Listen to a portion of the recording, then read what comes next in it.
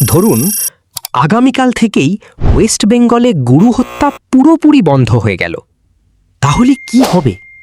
অর্থনীতি, কৃষি, ধর্ম, রাজনীতি সবকিছুর ওপর কি বড় প্রভাব পড়বে? আজকের ডকুমেন্টারিতে আমরা দেখব সেই বাস্তব চিত্র।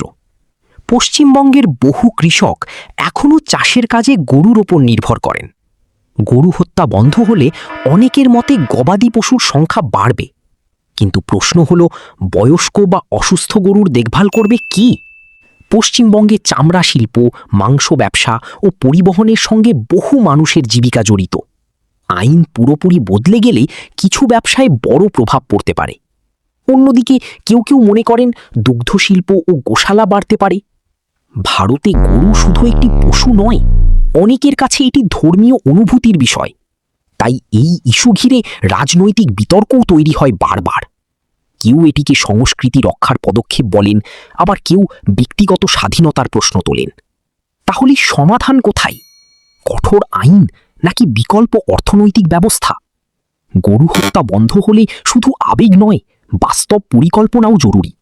কারণ সিদ্ধান্ত বদলালেই বদলে যেতে পারে লক্ষ মানুষের জীবন।